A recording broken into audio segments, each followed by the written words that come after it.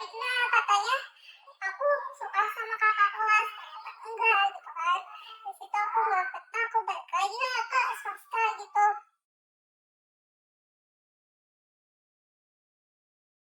Sekolah berbasis agama tidak selalu menjamin keamanan para murid. Dengan peraturan yang ketat dan tertera pun, perlakuan yang tidak pantas seperti pembulian dapat terjadi. Aktivitas dapat berjalan dengan lancar. Aksi ini juga dapat berjalan dengan lancar, bahkan dalam pemandangan biasa. Salah satu perbuatan yang bisa terlihat normal dalam area publik. Pagiku cerahku, matahari bersinar, ku gendong tas merahku di pundak.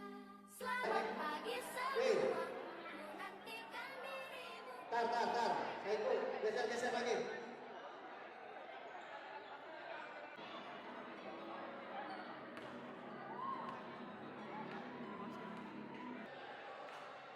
Dengan nama Allah yang Maha Pengasih lagi Maha Penyayang.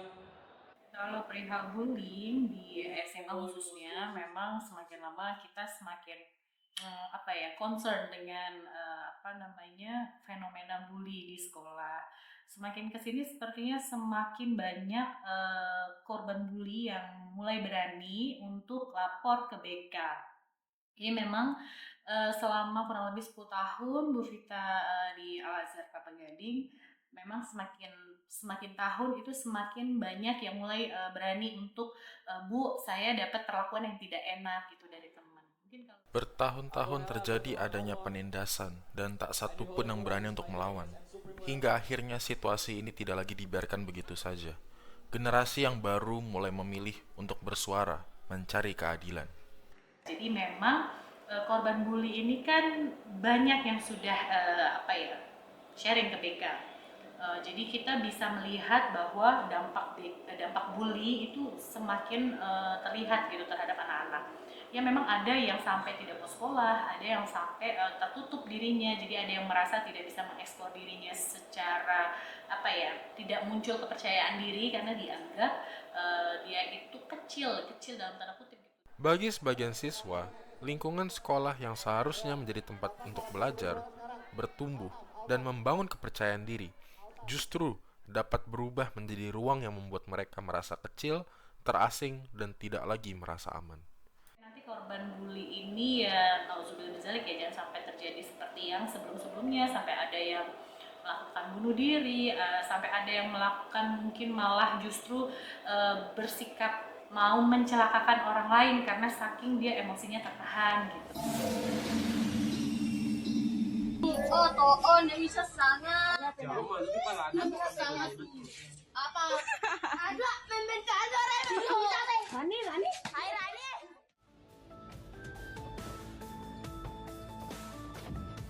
Di era digital, perundungan tidak selalu berhenti ketika seorang meninggalkan lingkungan sekolah.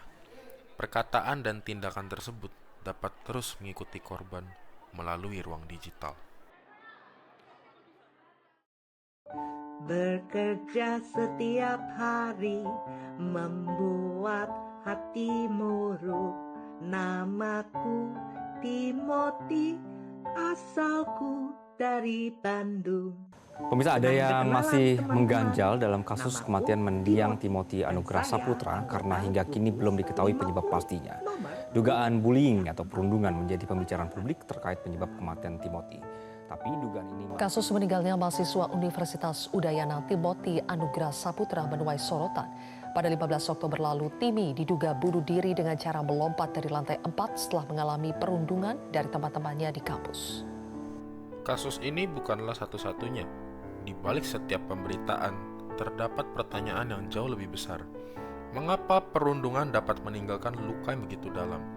Dan mengapa sebagian orang mampu bangkit, sementara yang lain tidak?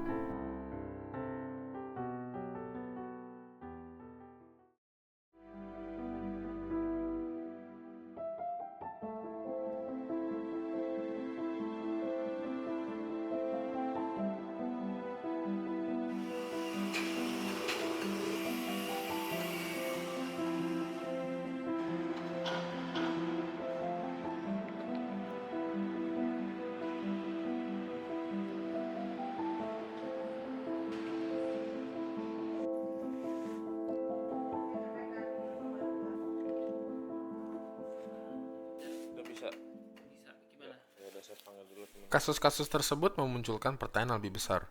Mengapa perundungan dapat meninggalkan dampak yang begitu mendalam? Untuk menjawab pertanyaan tersebut, kami berbincang dengan Bapak Afdaliza, seorang dosen sekaligus psikolog yang bekerja di LSPR Sudirman Park. Halo semua, salam kenal. Saya Afdaliza, saya seorang psikolog profesional. Kemudian saya juga saat ini sebagai lecturer, dosen di LSPR Institute. Kemudian saya juga sebagai HR profesional.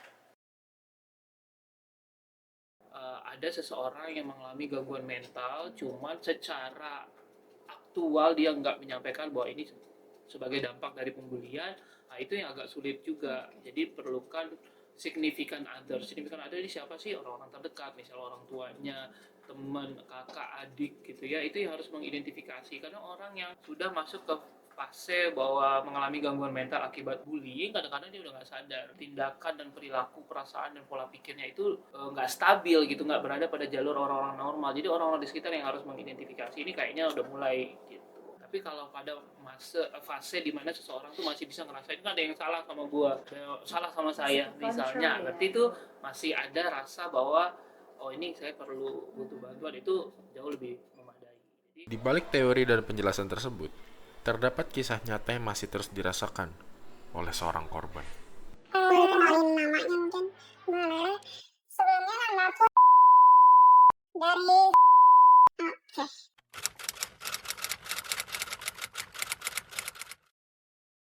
Jadi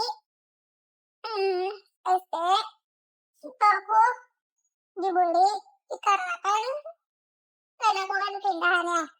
Aku pindahan dulu swasta terus ke negeri karena temen aku tuh di negeri kan, jadi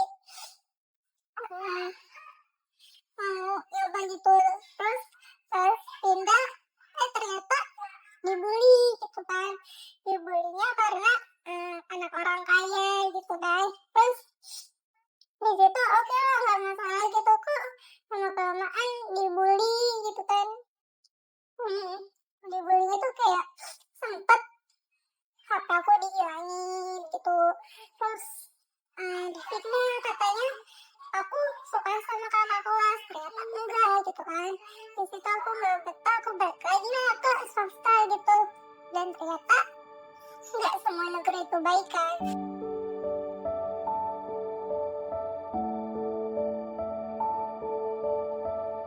Pengalaman yang baru saja kita dengar bukanlah kisah yang berdiri sendiri. Perundungan dapat terjadi sejak usia dini, ketika sekolah seharusnya menjadi tempat yang aman untuk belajar dan bertumbuh.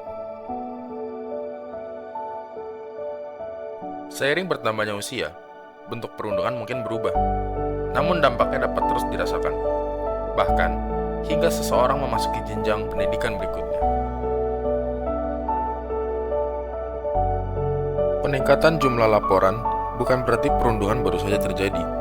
Sebaliknya, hal ini juga menunjukkan bahwa semakin banyak korban yang mulai berani melapor dan masyarakat semakin menyadari pentingnya isu ini. Namun demikian, masih banyak kasus yang tidak pernah tercatat. Rasa takut, malu, maupun tekanan dari lingkungan membuat sebagian korban memilih untuk tetap diam. Angka-angka tersebut mengingatkan kita bahwa perundungan bukanlah persoalan yang dapat diabaikan. Namun di balik setiap statistik, selalu ada individu yang memilih pilihan untuk diam atau memilih untuk peduli. Perkenalkan, nama saya Muhammad Altaf Zafif, bisa dipanggil Altaf. Saya dari anggota ASIS Kaderisasi. Menurut saya sih sangat, ya sewajarnya sangat penting kan mental health buat anak-anak, apalagi di masa-masa SMA sekarang.